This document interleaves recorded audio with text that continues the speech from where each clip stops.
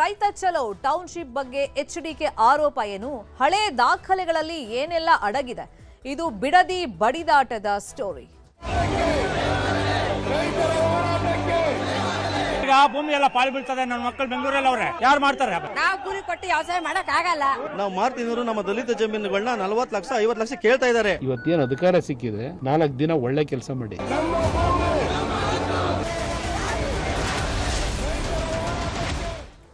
ಬಿಡದಿ ಟೌನ್ಶಿಪ್ಗೆ ವಿರೋಧ ಹೆಚ್ಚಾಗ್ತಾ ಇದೆ. ಬೈರಮಂಗಲ ಚಲೋಗೆ ರೈತರು ನಿರ್ಧಾರವನ್ನ ಮಾಡಿದ್ರು. ಅದರಂತೆ ಬಿಡದಿಯ ಬಿಜಿಎಸ್ ವೃತ್ತದಲ್ಲಿ ರೈತರು ಜಮಾವಣೆಗೊಂಡಿದ್ದಾರೆ.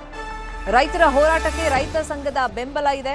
ಬಡಗಲಾಪುರ ನಾಗೇಂದ್ರ ಹಾಗೂ ತಂಡದಿಂದ ಬೆಂಬಲ ವ್ಯಕ್ತವಾಗಿದೆ. ಬಿಜಿಎಸ್ ವೃತ್ತದಿಂದ ಬೈರಮಂಗಲದವರೆಗೆ ಬೈಕ್ ರ್ಯಾಲಿಯನ್ನ ನಡೆಸಲಾಗುತ್ತೆ. ಈ ಮುಖೇನ ರಾಜ್ಯ ಸರ್ಕಾರದ ವಿರುದ್ಧ ರೈತರು ಆಕ್ರೋಶವನ್ನ ವ್ಯಕ್ತಪಡಿಸುತ್ತಾರೆ. ಬಿಡದಿ ಟೌನ್ಶಿಪ್ ಬೇಡ ಅಂತೇಳಿ ಅನ್ನದಾತರ ಕಿಚ್ಚು ದಿನದಿಂದ ದಿನಕ್ಕೆ ತೀವ್ರ ಸ್ವರೂಪವನ್ನ ಪಡ್ಕೊಳ್ತಾ ಇದೆ. ಇನ್ನು ಬೈಕ್ ರ್ಯಾಲಿಯಲ್ಲಿ ನೂರಾರು ಸಂಖ್ಯೆಯಲ್ಲಿ ರೈತರು ಪಾಲ್ಗೊಂಡಿದ್ದಾರೆ. ಬಿಜಿಎಸ್ ವೃತ್ತದಿಂದ ಬೈರಮಂಗಲದವರೆಗೆ ಬೈಕ್ ರ್ಯಾಲಿಯನ್ನ ನಡೆಸ್ತಾ ಇದ್ದಾರೆ. ರೈತರ ಹೋರಾಟಕ್ಕೆ ರೈತ ಸಂಘ ಕೂಡ ಬೆಂಬಲವಾಗಿ ನಿಂತಿದೆ. ಬೈಕ್ ರ್ಯಾಲಿ ನಡೆಸೋ ಮುಖೇನ ಸರ್ಕಾರದ ಬಿಡದಿ ಟೌನ್ಶಿಪ್ ನಿರ್ಧಾರಕ್ಕೆ ಅಧಿಸೂಚನೆಗೆ ತೀವ್ರ ರೀತಿಯಲ್ಲಿ ವಿರೋಧವನ್ನ ವ್ಯಕ್ತಪಡಿಸಲಾಗ್ತಾ ಇದೆ. ಪ್ರತಿದಿನ ಆ ಭಾಗದಲ್ಲಿ ರೈತರು ಈ ಟೌನ್ಶಿಪ್ಗೆ ವಿರೋಧವನ್ನ ವ್ಯಕ್ತಪಡಿಸಿ ಬೇರೆ ಬೇರೆ ರೀತಿಯಲ್ಲಿ ಪ್ರತಿಭಟನೆಯನ್ನ ಮಾಡ್ತಾ ಇದ್ದಾರೆ. ದೃಶ್ಯಗಳಲ್ಲಿ ಗಮನಿಸ್ತಾ ಇದ್ದೀವಿ. ಇವತ್ತು ಬೈಕ್ ರ್ಯಾಲಿಯನ್ನ ಮಾಡಿ ಸರ್ಕಾರದ ನಿರ್ಧಾರವನ್ನ ಖಂಡಿಸ್ತಾ ಇದ್ದಾರೆ. ಇನ್ನು ರೈತರಿಗೆ ವಿವಿಧ ರೈತ ಸಂಘಗಳು ಬೆಂಬಲವಾಗಿ ನಿಂತಿವೆ.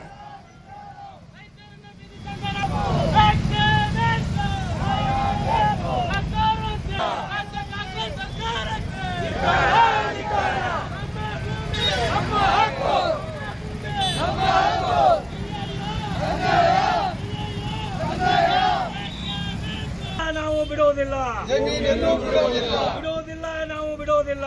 ಕರ್ನಾಟಕ ರಾಜ್ಯ ರೈತ ಸಂಘ.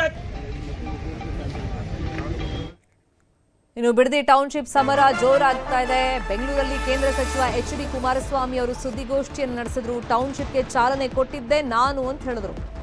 5 ಟೌನ್ಶಿಪ್ಗಳನ್ನ ಕೊಟ್ಟವನೇ ನಾನು. ಭೂ ಸ್ವಾಧೀನದಲ್ಲಿ ನಾನು ಸ್ವೇಚ್ಛಾಚಾರವನ್ನ ಮಾಡಿಲ್ಲ. ನಾವು ರೈತರನ್ನ ಮರೆಯೋ ಕೆಲಸವನ್ನ ಮಾಡಿಲ್ಲ ಅಂತೇಳಿ ಕುಮಾರಸ್ವಾಮಿ ಅವರು ಹೇಳಿದ್ದಾರೆ. ಟೌನ್ಶಿಪ್ ಮಾಡಲ್ಲ ಅಂತ 2007ರಲ್ಲೇ ನಾನು ಹೇಳಿದ್ದೆ. ರಾಷ್ಟ್ರಪತಿ ಆಡಳಿತವಿದ್ದಾಗ ಜಿಎಲ್ಎಫ್ ಜೊತೆ ಒಪ್ಪಂದ ಆಗಿತ್ತು. ಆ ಒಪ್ಪಂದ ಕಂಟಿನ್ಯೂ ಮಾಡಲಿಲ್ಲ ಅಂತೇಳಿ ಕುಮಾರಸ್ವಾಮಿ ಅವರು ಕೌಂಟರ್ ಅನ್ನ ಕೊಟ್ಟಿದ್ದಾರೆ. ಹೌದು, ಪ್ಲಾನ್ ಮಾಡಿದ್ ನಿಜ. ಆಗ ರೈತರಿಗೆ ಇದು ಆತಂಕವನ್ನ ತರುತ್ತೆ ಅಂತ ಗೊತ್ತಾಗ ಯೋಜನೆಯನ್ನ ಕೈ ಬಿಟ್ಟಿದ್ವಿ. ಮತ್ತೆ ಟೌನ್ಶಿಪ್ ಮಾಡಲ್ಲ ಅಂತ 2007ರಲ್ಲೇ ನಾನು ಹೇಳಿದ್ದೆ ಅಂತ ಕುಮಾರಸ್ವಾಮಿ ಅವರು ಹೇಳಿದ್ದಾರೆ.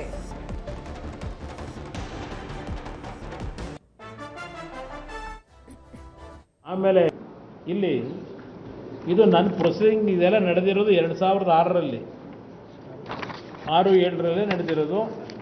ಇಲ್ಲಿ 11/6/2007ರವರೆಗೆ ನನ್ನ ಪಾತ್ರ ಇಲ್ಲ ಅಷ್ಟೇ. ಈ DLF ಕಂಪ್ನಿದು ಇದೆಯಲ್ಲ, 400 ಕೋಟಿ ದುಡ್ಡು ಕಟ್ಟಿದ್ರಲ್ಲ, ಆಮೇಲೆ ಈ ಬಿಡ್ಡಿಂಗ್ ಪ್ರೋಸೆಸ್ನಲ್ಲಿ ಒಂದು 20 ಜನಕ್ಕೆ ಅರ್ಜಿ ತಗೊಂಡೋಗಿರ್ತಾರೆ. ಬಟ್ ಬಿಡ್ಡಿಂಗ್ ಪ್ರೋಸೆಸ್ನಲ್ಲಿ ಅರ್ಜಿ ಹಾಕೋದು DLFನವ್ರು ಒಬ್ಬನೇ ಅಲ್ವಾ ಸರ್? ಅವನು 400 ಕೋಟಿನ DLF ಸಲ್ಲಿಸಿದ ಬಿಡ್ಡನ್ನು ಒಪ್ಪಿ DLF ಲಿಮಿಟೆಡ್ ಸಂಸ್ಥೆಯನ್ನು ಡೆವಲಪ್ಮೆಂಟ್ ಪಾರ್ಟ್ನರ್ ಆಗಿ ಆದೇಶ ಮಾಡಿರೋದಷ್ಟೇ. ಅದು ಅವನ್ನೇನು ಆದೇಶ ಮಾಡಿದ್ರು, ಇದು ನಾನು ಮುಖ್ಯಮಂತ್ರಿ ಇದ್ದಾಗ ಆಗಿಲ್ಲ. ರಾಷ್ಟ್ರಪತಿಗಳ ಆಡಳಿತ ಇತ್ತಲ್ಲ, ಆ ಸಂದರ್ಭದಲ್ಲಿ ಮತ್ತದೆಲ್ಲ ಮಾಡ್ಕೊಂಡಿದ್ದಾರೆ. ಅದಕ್ಕೆ ಒಡಂಬಡಿಕೆ ಆಗಿರೋದು ರಾಷ್ಟ್ರಪತಿಗಳ ಆಡಳಿತ ಇದ್ದಾಗ, ರಾಜ್ಯಪಾಲರ ಆಡಳಿತದಲ್ಲಿ ಇದು ನಡೆದಿರ್ತಕ್ಕಂಥದ್ದು. ನಮ್ಮ ಕಾಲದಲ್ಲಿ ಆಗಿಲ್ಲ ಇದು.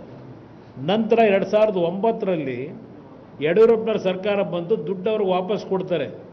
ಯಾಕೆಂದರೆ ಜಾಗತಿಕ ಆರ್ಥಿಕ ಮಟ್ಟದಲ್ಲಿ ಸ್ವಲ್ಪ ಹಣದ ಕೊರತೆಗಳು ಪ್ರಾರಂಭ ಆಯ್ತಲ್ಲ, ಅದು DLFನವ್ರು ಬ್ಯಾಕ್ಔಟ್ ಆದರು. ಬಡ್ಡಿ ಸಮೇತ ಅವರಿಗೆ 2009ರಲ್ಲಿ ದುಡ್ಡು ವಾಪಸ್ ಕೊಟ್ಟರು. ಅದು ಅಲ್ಲಿಗೆ ಮುಗಿದೋದ ಅಧ್ಯಾಯ ಬ್ರದರ್. ಅದು ನಂತರ 10, 11, 12 ಇವೆಲ್ಲ ಇದೆ, ನಿಮಗೆ ಕಾಪಿ ಕೊಟ್ಬಿಡ್ತೀನಿ. ಇಲ್ಲಿ ಪಿತಾಮಹ ಅಂತ ಏನು ಹೇಳ್ತಾರೆ, ಸಿದ್ದರಾಮಯ್ಯನವ್ರ ಕಾಲದಲ್ಲಿ ಏನು ಮಾಡಿದ್ರು,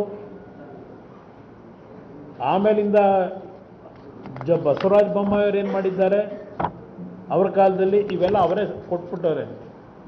ನಾನು ಈ ಪ್ರೋಗ್ರಾಮ್ ಮಾಡೋದಾದರೆ ಇದನ್ನು ಕಂಟಿನ್ಯೂ ಮಾಡಬೇಕು ಅನ್ನೋದು ನನಗೆ ಉದ್ದೇಶವೇ ಇದ್ದಿದ್ರೆ ಇವರು ಏನೇನು ಮಾಡಿದ್ದಿರಲ್ಲ 2018ವರೆಗೆ 18ಗೆ ನಾನು ಮುಖ್ಯಮಂತ್ರಿ ಆದೆ.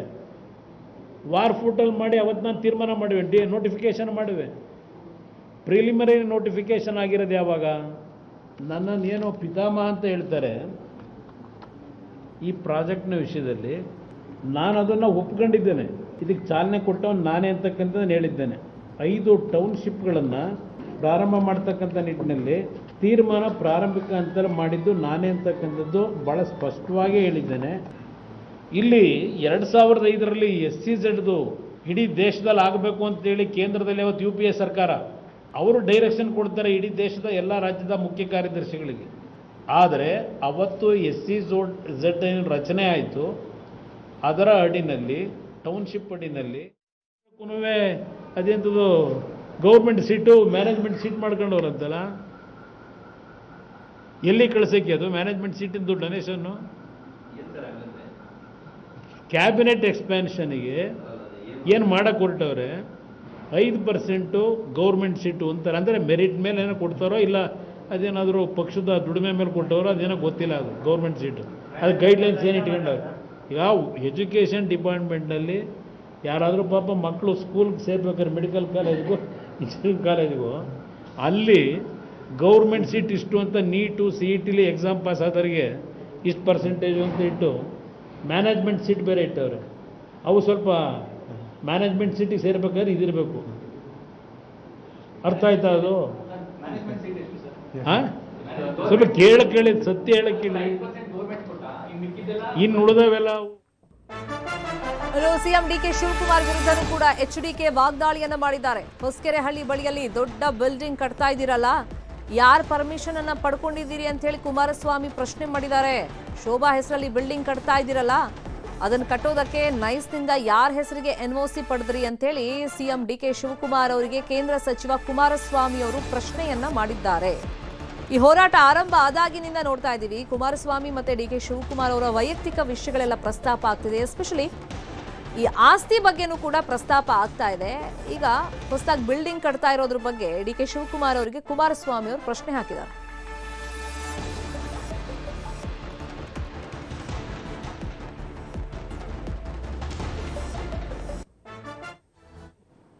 ಅವತ್ತು BMICPA ಅಂತಕ್ಕಂಥ ಪ್ರಾಧಿಕಾರ ಮಾಡಿ ಬೆಂಗಳೂರಿನಿಂದ ಶ್ರೀರಂಗಪಟ್ಟಣದವರೆಗೆ ಇವರೇ ಚೇರ್ಮನ್ರು. ಇದೇ ಮಹಾನ್ ಭಾವ, ನಾನಲ್ಲ, ಪಿತಾಮಹ. ಆ ನೈಸ್ ಕಂಪನಿ ಪಿತಾಮಹ ಅವರಿಗೆ ಸೈಟ್ ಕೊಡಲಿಲ್ಲ. ಈಗ ಹೊಸಕೆರೆಹಳ್ಳಿ ಹತ್ರ ಬತ್ತಾವರ ಬೃಹತ್ ಕಟ್ಟಡ, ಅದು ಯಾವ ಹೆಸರಿನಲ್ಲಿ? ಶೋಭಾ ಹೆಸರಿನಲ್ಲಿ ಡಿನೋಟಿಫಿಕೇಶನ್ ಮಾಡಿಸ್ಕೊಂಡು ಇದೇ ನೈಸ್ ಕಂಪ್ನಿ ಕೆಣಿ ಹತ್ರ NOC ತಗೊಂಡಿದ್ದೀರಲ್ಲಪ್ಪ, ಯಾರ ಹೆಸರಿಗೆ ತಗೊಂಡ್ರಿ?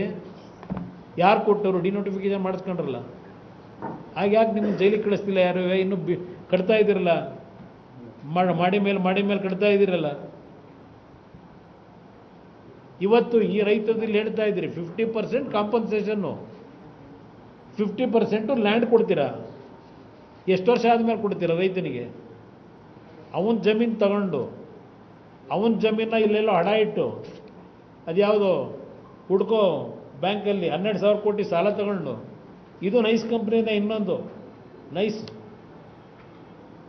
ಅವತ್ತು BMICPA ಅಂತಕ್ಕಂಥ ಪ್ರಾಧಿಕಾರ ಮಾಡಿ ಬೆಂಗಳೂರಿನಿಂದ ಶ್ರೀರಂಗಪಟ್ಟಣದವರೆಗೆ ಇವರೇ ಚೇರ್ಮನ್ರು. ಇದೇ ಮಹಾನ್ ಭಾವ, ನಾನಲ್ಲ, ಪಿತಾಮಹ. ಆ ನೈಸ್ ಕಂಪನಿ ಪಿತಾಮಹ ಅವರಿಗೆ ಸೈಟ್ ಕೊಡಲಿಲ್ಲ. ಈಗ ಹೊಸಕೆರೆಹಳ್ಳಿ ಹತ್ರ ಬತ್ತಾವರ ಬೃಹತ್ ಕಟ್ಟಡ, ಅದು ಯಾವ ಹೆಸರಿನಲ್ಲಿ? ಹೊಸಕೆರೆಹಳ್ಳಿ ಬಳಿಯಲ್ಲಿ ಬಿಲ್ಡಿಂಗ್ ಕಟ್ತಾ ಇದ್ದೀರಲ್ಲ, ಯಾರ ಹೆಸರಲ್ಲಿ NOC ತಗೊಂಡಿದ್ದೀರಾ, ಯಾರು ಪರ್ಮಿಷನ್ ಪಡ್ಕೊಂಡಿದ್ದೀರಾ ಅಂತೇಳಿ ಕುಮಾರಸ್ವಾಮಿ ಅವರು ಹೊಸ ಬಾಂಬ್ ಅನ್ನು ಸಿಡಿಸಿದ್ದಾರೆ. ಈ ಬಗ್ಗೆ ಡಿಕೆ ಶಿವಕುಮಾರ್ ಅವರು ಯಾವ ತರ ಉತ್ತರ ಕೊಡ್ತಾರೆ ಅನ್ನೋದು ಈಗಿರುವಂತ ಕುತೂಹಲ. ಟೌನ್ಶಿಪ್ ವಿಷಯವಾಗಿ ಪಿತಾಮಹ ನಾನೇ, ಹೌದು, ಶುರು ಮಾಡಿದ್ ನಾನೇ, ಆಮೇಲೆ ಅದನ್ನು ಮುಂದುವರಿಸ್ತಿಲ್ಲ, ಯಾವ ಕಾರಣಕ್ಕೆ ಅಂತೇಳಿ ಸುದ್ದಿಗೋಷ್ಠಿಯಲ್ಲಿ ಕೆಲವೊಂದು ದಾಖಲೆಗಳನ್ನು ನೀಡ್ತಾ ಕುಮಾರಸ್ವಾಮಿ ಅವರು ಅದಕ್ಕೆ ವಿವರಣೆಯನ್ನ ಕೊಟ್ಟಿದ್ದಾರೆ.